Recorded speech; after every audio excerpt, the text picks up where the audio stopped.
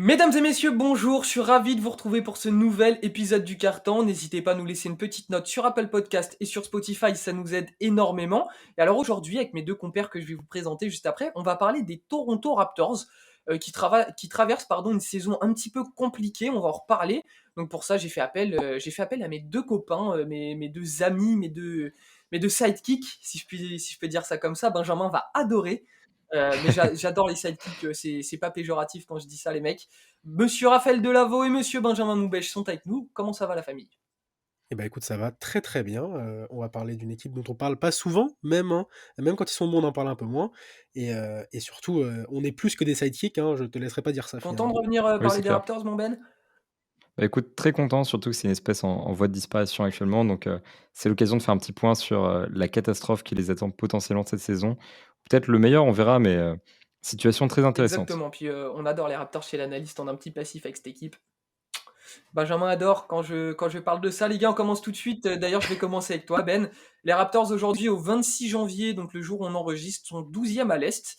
Ils ont vécu une première moitié de saison assez décevante, il faut dire, puisqu'ils sont en 22-27. Bah, c'est pas, un peu décevant, c'est extrêmement On décevant s'attendait pas à ça. parce qu'effectivement, là, ils sont 12e de l'Est, seulement devant les équipes qui tankent. Donc clairement, c'est pas la position dans laquelle on attendait les Raptors qui sont depuis quelques années une des places fortes de l'Est. Malgré le départ de DeRozan d'abord pour Kawhi Leonard, puis de Kawhi Leonard, ils ont toujours su garder une identité très marquée et rester une équipe dangereuse et cette identité, c'était la défense. Et cette saison, la défense des Raptors n'est pas celle qu'on pensait qu'elle serait. C'est vraiment, décevant, il y a un manque d'effort global et c'est assez ironique de faire ce podcast à ce moment-là parce que hier ils ont battu les Kings 113-95 avec une énorme défense où ils ont notamment, limité, Sabonis à 9 points. Ça Donc prouve bien que potentiellement, ils ont ce qu'il faut, quoi. c'est ça, ils ont potentiellement, ce qu'il faut, mais c'est vrai que c'est une équipe un peu particulière parce qu'il y a un fit étrange sur l'aile avec ce mélange, Pascal Siakam, Scottie Barnes, OG Anunoby qui sont 3 ailiers Ouais. polyvalents. Il y a une saison décevante de Fred VanVleet, on va peut-être creuser un peu plus tard. Scottie Barnes, c'est pas exactement l'évolution qu'on espérait, malgré le fait qu'il reste bon et qu'il évolue dans son playmaking, en défense et dans d'autres domaines et c'est pas une défense aussi switchable que ce qu'on aurait espéré. Donc sur le bilan global, en fait, c'est la défense qui déçoit beaucoup et qui fait qu'ils sont pas, au niveau qu'on attendait et puis niveau individuel, voilà, il y a aussi des déceptions, c'est une saison vraiment décevante pour l'instant pour les Raptors.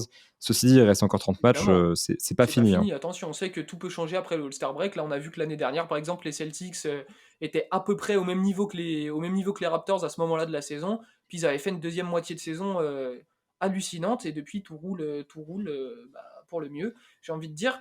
Raphaël, un petit mot peut-être sur ce début de saison des Raptors. J'imagine que Ben a bien résumé les choses, mais donne-nous un petit peu ton avis sur ce début de saison. Bah, si j'étais professeur, je mettrais bien C-, tu vois? Hein, une saison, où T'es bah, aigri, tu sais, t'es tu aigri. c'est bah, ouais, je suis un peu aigri aujourd'hui finalement. Bah, en fait, les Raptors, on se disait tous que ça allait être vachement Ouais. compliqué de les jouer. On les voyait tous se battre pour le haut du play-in, voire les playoffs, hein, j'ai quand même l'impression. Et là, en fait, comme Benjamin l'a dit juste avant, ils sont 19e au defensive rating, c'est jamais les Raptors, ça finalement, avec l'effectif qu'ils ont, avec la longueur de bras qu'ils ont, on se dit qu'ils pouvaient défendre n'importe qui avec plusieurs gars. Et clairement, c'est compliqué parce que l'offensive rating, finalement, 10e, on se C'est dit, ok, bah, hein? c'est ok, c'est correct. Et avec des stats comme ça, se retrouver en 22-27, C'est pas on est faux. plutôt étonné finalement. Mais on a aussi l'impression qu'avec l'effectif qu'il a, Nick Nurse, on a l'impression qu'il connaît ces joueurs-là, mais qu'il n'arrive plus à se renouveler, à avoir ce petit truc en plus, cette petite étincelle qui fait gagner des matchs en plus. Et comme tu l'as dit, Scottie Barnes, c'est pas l'évolution qu'on attendait tous. Il est de mieux en mieux. Il a très très mal démarré. On a l'impression qu'il a pris un sophomore wall qui n'arrive quasiment jamais, ce truc-là, mais bon, voilà. Et donc, Pas pour voilà, Jalen Green. il y a eu des défaites contre les Pacers, il y a eu 2 fois contre le Magic, ça étonne quoi, c'est pas C'est les pas nos Raptors, Raptors, c'est qu'on vrai. attendait. C'est ça et donc il y a un manque d'envie au global, on a l'impression, alors que pourtant ils ont un pays derrière eux, ils ont une franchise, ils ont des supporters qui sont incroyables et ils ont aussi un effectif qui peut leur permettre d'aller loin normalement. Ben, t'en as parlé un petit peu tout à l'heure, c'était Pascal Siakam. Alors on sait que c'est un peu la clé de voûte de cette équipe, c'est un All-Star en Mmh. puissance, on le sait, c'est un joueur formidable, un joueur collectif qui sait tout faire sur un terrain de basket. Qu'est-ce qu'on pense de ce début de saison de Pascal Siakam? Est-ce que, alors Siakam fait ses stats, Siakam est toujours impactant sur un terrain de basket évidemment, mais est-ce que, compte tenu du résultat collectif comme on vient d'en parler, c'est pas un petit peu décevant finalement? Bah, moi, j'ai envie de dire un truc, un peu idiot, mais c'est pas de sa faute, en fait. C'est vraiment pas de sa faute. Cette saison, il tourne à 25,2 points, 8,3 rebonds, 6,5 passes, Joueur formidable. 47,7 au tir et du 32 à 3 points. mais il joue 37,6 Énorme. minutes par match, ce qui est ahurissant. Il n'a jamais été autant utilisé dans sa carrière. Il a 30,6% de usage rate, ce qui est énorme. C'est la plus haute moyenne de points de sa carrière, donc c'est logique. Mais en fait, là où Pascal Siakam progresse, c'est 25 points, c'est pas un résultat de fou pour un mec qui est aussi athlétique, aussi long, qui devient de plus en plus technique. Mais mine de rien, ça reste un score plafonné. Dans le sens où, en termes d'efficacité, il est quand même. C'est pas un des meilleurs scores de la ligue. Par contre, il est d'une polyvalence C'est phénoménale, hallucinant. dans le sens où c'est un excellent rebondeur et puis un playmaker qui progresse systématiquement. Il n'a jamais été autant passeur. Il a 6,5 passes de moyenne, donc c'est sa meilleure moyenne en carrière. Et il a très peu de déchets, 10,1% de perte de balles, ce qui est très faible par rapport à son volume. Donc en fait, Pascal Siakam, c'est un All-Star, en fait, point. C'est pas un All-Star en puissance, pour moi, c'est un All-Star.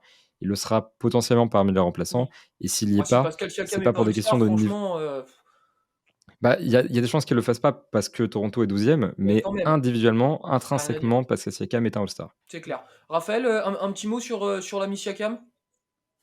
Bah, c'est ça, on va dire que statistiquement, c'est sa meilleure saison en carrière. Voilà. On peut rien dire là-dessus. Il a prouvé des choses cette saison. Il est de plus en plus playmaker, comme on le dit.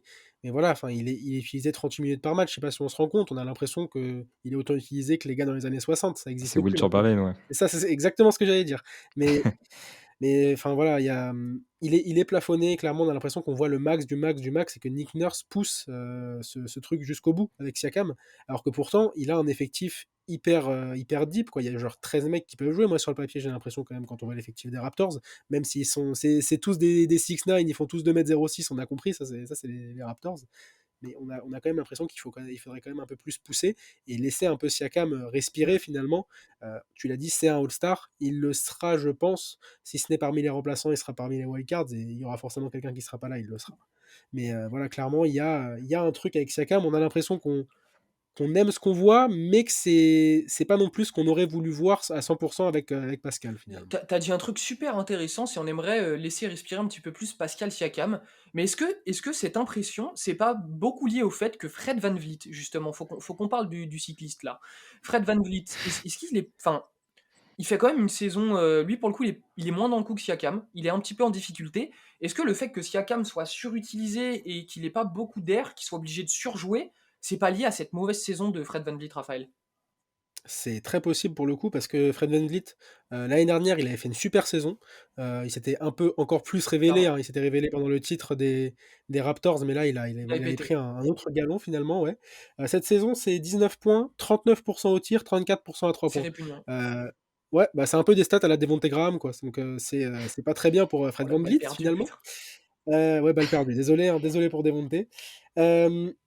Il devrait être ce leader un peu, le playmaker numéro un, sauf que Siakam prend ce rôle finalement, lui a un peu pris son rôle, et on a l'impression qu'il se retrouve plus trop là-dedans. Il y a énormément de rumeurs autour de Fred VanVleet. Là, je pense que chaque jour, tu as une nouvelle rumeur qui sort avec une nouvelle franchise et un nouveau Ben package. arrive en courant là.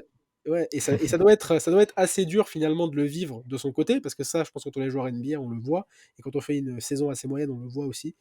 Mais je pense qu'il faut encore une fois laisser un petit peu de temps parce que Van Vliet, c'est pas non plus un gars qui était non plus établi et prêt au haut niveau, hein. C'est un gars qui est non drafté, il me semble, qui justement a eu un parcours un peu plus compliqué et vraiment il s'est établi au haut niveau. Et puis, enfin, en soi, on va dire que 19 points à 39%, c'est pas beau, mais c'est quand même 19 points. Donc c'est pas non plus sa saison où il met 14 points, il shoot à 39% et il n'y arrive plus du tout.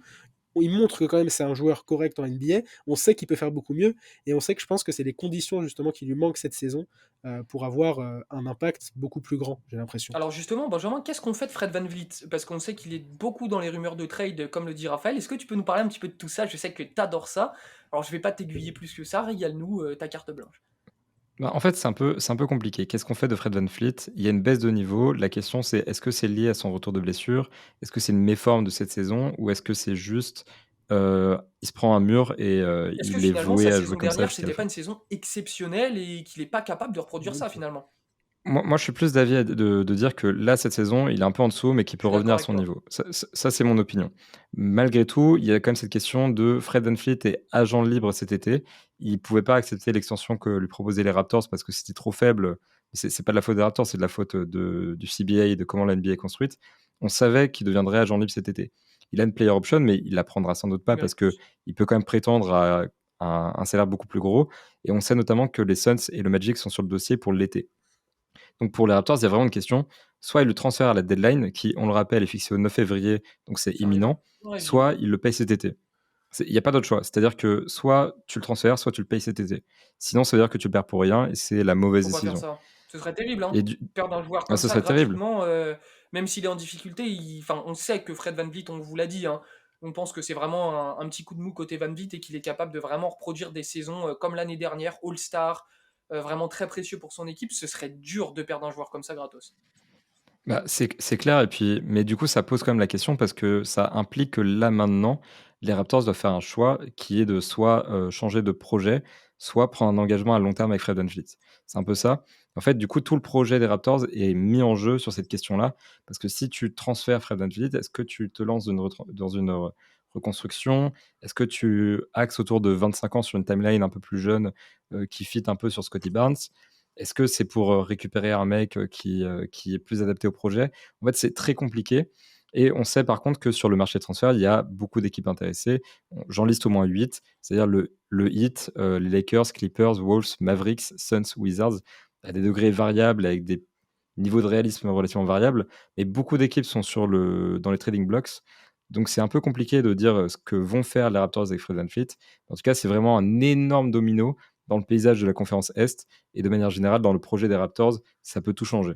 Donc ce qu'ils vont faire là avant le 9 février va tout déterminer dans la direction de leur C'est projet. clair que de toute façon, des équipes un peu contenders qui ont besoin de se renforcer un petit peu au playmaking sur le poste 1-2, ils vont se ruer sur Fred VanVleet, ils vont passer des appels à Toronto, hein, ça c'est clair. Du coup, tout ça, t'as évoqué un truc très important, Benjamin. Qu'est-ce qu'on fait aujourd'hui aux Raptors? Est-ce qu'on essaie de trade, que ce soit VanVleet ou d'autres joueurs? Il y a notamment OG Anunoby qui est dans quelques rumeurs parce que visiblement, d'après les dernières informations, il se plairait plus trop, il en a un petit peu ras-le-bol. Alors qu'est-ce qu'on fait avec ces Raptors, Raphaël? Est-ce qu'on fait des trades? Est-ce qu'on essaie de remodeler un petit peu cet effectif tout en gardant la même base autour de Siakam, de Scotty Barnes et tout ça, et on essaie de remonter la pente comme ça? Ou alors est-ce qu'on active un petit peu un semblant de reconstruction? Et bah, je pense que ça va être cette deuxième option, pas le semblant de reconstruction, mais au moins la transition, j'ai envie de Ah, dire. tu penses, toi? Parce que là, ouais, un petit peu, je pense qu'il y aura du move à la deadline, ça c'est sûr. Un ou deux joueurs assez majeurs. Anunoby, ça a l'air quand même d'être quasiment acté. Il y a beaucoup d'offres. Il y a eu ce petit truc qui est passé, on l'a vu, qu'il y avait une offre de 3 premiers tours de draft pour Anunoby. Je sais pas d'où ça vient, Pareil, je suis lui, pas sûr pour non une plus à équipe 100%. contender, t'es content de Voilà. récupérer Anunoby, hein. Bah ouais, t'es content de récupérer Anunoby, mais ça prouve aussi que c'est un gars qui a beaucoup de valeur. Et ça, je pense que les Raptors le voient. Et peut-être que ça va leur donner des idées pour, peut-être pourquoi pas transférer OG Anunoby, qui fait une saison assez correcte quand même, on Ouais. va dire. Il est plutôt pas mal sa saison, il progresse. Il y a l'idée aussi autour de Gary Trent qui fait, lui, on va dire, bah voilà, enfin, c'est la saison à la Gary Trent finalement. Là, il est à 19 points quasiment, 37% à 3 points, ce qui est assez correct finalement. Et là aussi, il a une grosse valeur marchande parce que Gary Trent, c'est une player option cet été, 18 millions. Il peut la prendre, mais on a quand même l'impression qu'il y a certaines équipes qui ont enfin, des profils comme ça. Il y a plusieurs équipes qui peuvent lui donner 25, donc ça va lui donner des idées aussi.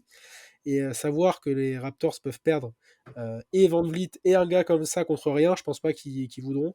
Donc il y aura au moins pour moi un move quasi sûr, c'est Anunoby, et un deuxième qui est plutôt probable pour moi, ça serait Gary Trent. Savoir contre quoi il le récupère, ça je ne sais pas encore, mais peut-être pourquoi pas laisser encore un peu plus de place à Scotty Barnes pour encore plus se développer, j'ai envie de dire. Voilà, donc on verra, mais il y a encore l'histoire de Siakam avec qui est un peu sur les mêmes postes. Enfin, c'est assez compliqué Toronto.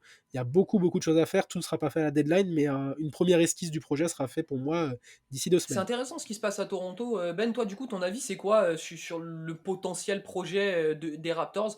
Est-ce qu'on fait un petit peu péter, enfin tout péter entre grandes guillemets, hein, ou est-ce qu'on essaie quand même de rester sur ces bases-là et de remonter la pente? Bah, je pense que ce qui est certain, c'est qu'il y aura du move Clairement. côté Toronto à Ils n'ont pas la le choix trade là, de toute deadline. façon. C'est pas certain, mais voilà. Mais après, c'est vrai que la question, c'est vraiment est-ce qu'ils achètent ou est-ce qu'ils vendent? Est-ce qu'ils cherchent des joueurs pour compléter leur effectif? Je pense notamment à un rim protector à la Miles Ouais. Turner ou Jakob Poeltl, par exemple, parce que c'est un peu le profil qui leur manque, malgré le fait que Chris Butcher peut être très bon parfois et que Precious Achiuwa montre de très très bonnes choses en défense. Mais c'est un peu ce qui leur manque. Et c'est peut-être ce qu'ils vont aller chercher s'ils sont acheteurs. S'ils sont vendeurs, c'est vrai que c'est une toute autre question. Pour moi, Garrett Trent Jr. est le candidat le plus probable pour un transfert parce qu'il y a un peu de marge à ce niveau-là, parce qu'il est potentiellement agent cet été. Et si une offre intéressante se présente, je pense que les Raptors sont moins engagés sur le projet Garrett Trent Jr. que sur d'autres projets. Sur OG Anunoby, on sait qu'il y a pas mal d'équipes intéressées et c'est normal parce qu'il nous fait une saison défensive C'est abusé, ouais. exceptionnelle, tout simplement.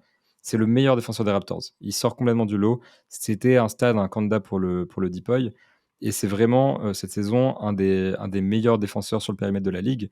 Donc vraiment, c'est un mec qui est très recherché.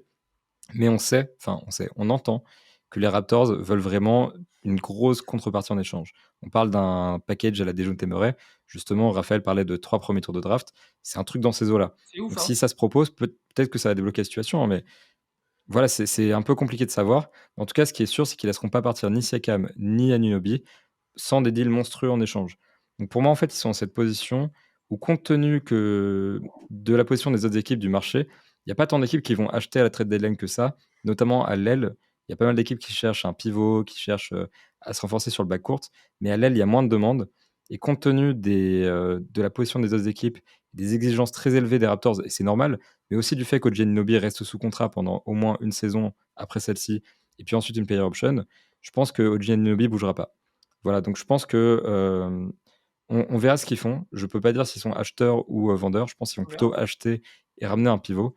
Mais en tout cas, si ça se fait, je pense que ce sera à coup de gros deals pour OG Anunoby et de trade de Gary Trent Jr. en fonction, du coup, soit d'un gros joueur, soit de capital Bon, bah, draft. en tout cas, on verra ce qui se passe côté Raptors d'ici la deadline. On sait que leurs joueurs, un petit peu dans les rumeurs, ont de la valeur et les Raptors ont de quoi négocier, hein, très clairement. Les gars, merci beaucoup pour vos petites analyses. C'était très intéressant de parler des Raptors. Ça faisait un moment qu'on n'avait pas parlé des Raptors.